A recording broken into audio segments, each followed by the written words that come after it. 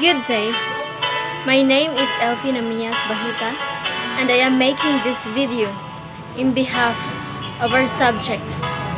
Well, I'm not just making this only for my grades, but also to share my reflection about God's moral law. And I just want to remind everyone that please be open-minded of what you will be heard or you heard, okay? Alright. Morality is a very confusing term. It's not as easy as suggesting that morality is choosing what's good over what's evil. This is because what is good will be different from person to person. To some, that will always mean upholding all the rules, the laws, and whatever is laid down by the higher authority. They might follow the letter of the law, but they may not necessarily follow the spirit of the law. Others would think it would be a good idea to stop being disciplined. They can only obey morals, do good, and resist evil because they fear retribution. This would lack the value and intent of upholding morality, which is to become more like God and what He meant to be as. In His own image and likeness, God created us. In order for us to be more like Him, He gave us a sense of free will. I think that this is the most essential aspect of our morality.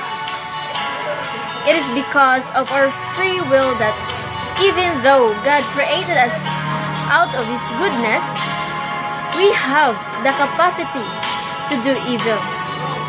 Since we have our own free will, we choose to put ourselves first and foremost. That is why we always make the decision that will favor us most when faced with a dilemma, with less consideration to its impact on others. In pursuit of our own personal gain, we can disregard the common good because it is our free will that helps us to decide between doing good or bad. Without our sense of free will, we would have no need for morality. We'd be like mindless drones programmed with only one intention. There would be no need for morality because we would already have agreed on our decisions. I think anyone who follows you with their own free will is more precious, instead of a robot who does everything you tell him to do. More so, if someone did not use his free will for the benefit of himself, but for the good of others. Therefore, in the positive decisions we openly make, there is greater sense. With a perfect sense of morals, no one starts out, and Jesus would have had to learn what is good before He started His holy quest. Growing up as a child, this is because through our lives, our sense of morality is something to be built, to cultivate and evolve into something that will not only blindly continue to do good and prevent evil, but will also understand the justification behind our acts. I've always seen myself as the man who built his house on the sand, often just to enjoy the beach and relax. I can't wait. However, as I should, I don't think of a good base, so I end up having a rough time. I think it is important in the parable of the two builders that for a reason, both builders wanted to build on the beach. We had the same aims, but just went about pursuing them differently. It is sad, I think, that even if the man who had built his house on the sand had the same dream as the other man. It was his dream that had been destroyed. The way it is supposed to be is ideal for everything to be. A good lamp can give out bright light. Wonderful music will be created by a good instrument.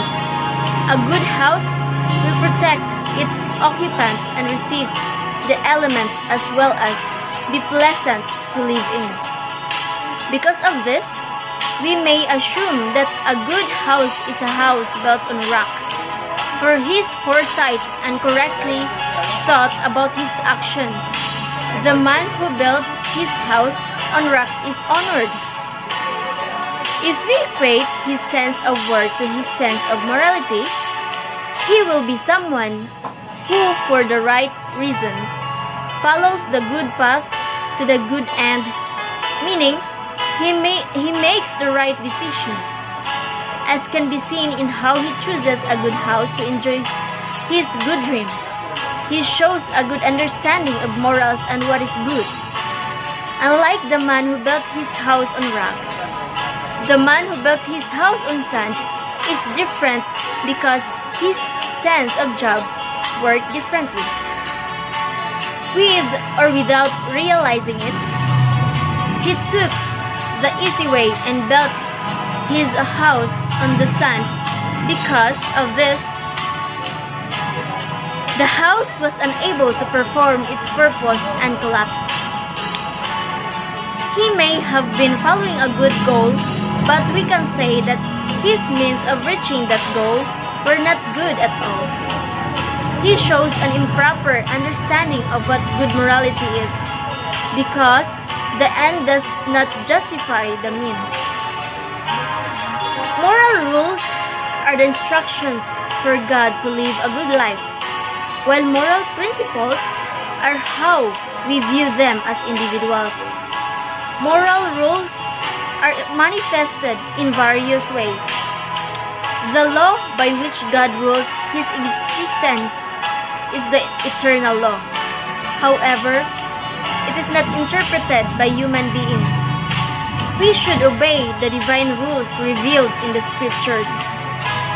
The teachings of Jesus, the prophets, and the other men God has chosen are the divine laws. The rule of nature is what is imprinted on each of us as human beings. It doesn't matter how many variations between people there are. Within each of us is the natural law.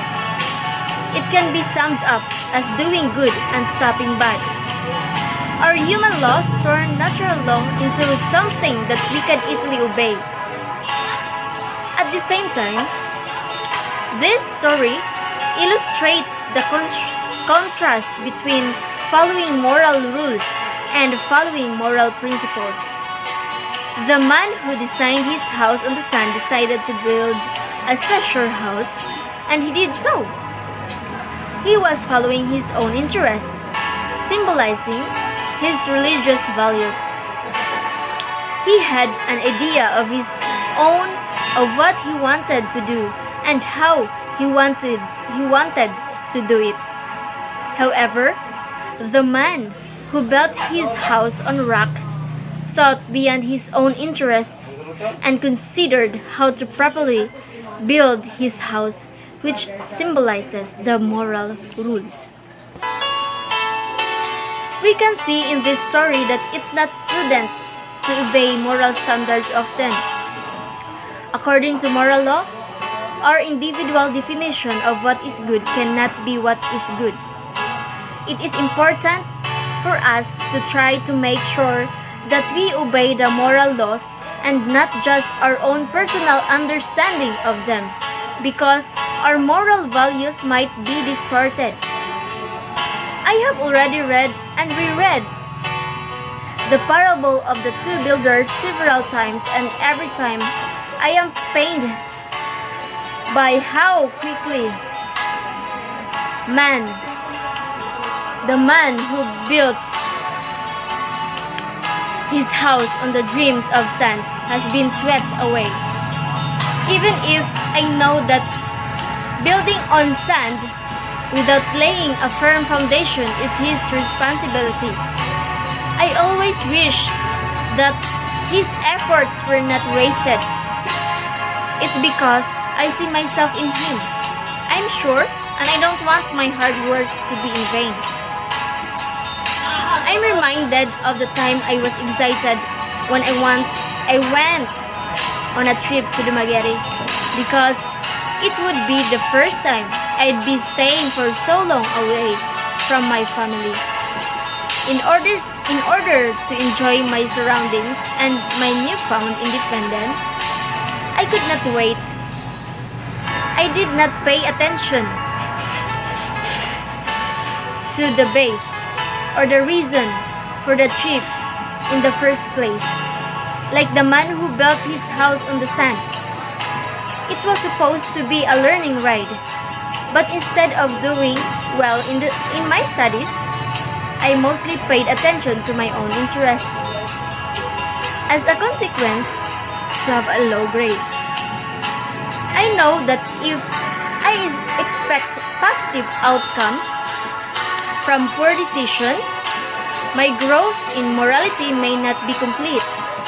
I can always acknowledge the merits of being like the man who built his house on a rock, even though my morality is childish. In order to fulfill his dream, it just took an extra small sacrifice on his part. How does a sad rowing on the sand have to fly a tiny distance away? I can be like the man who built his house on the rock and lay a strong foundation for my growth as a Christian.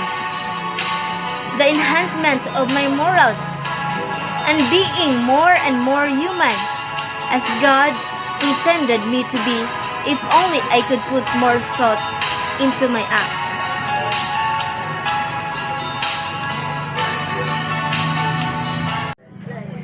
Before I end, I would like to sing you a song. I hope you will be blessed. It is entitled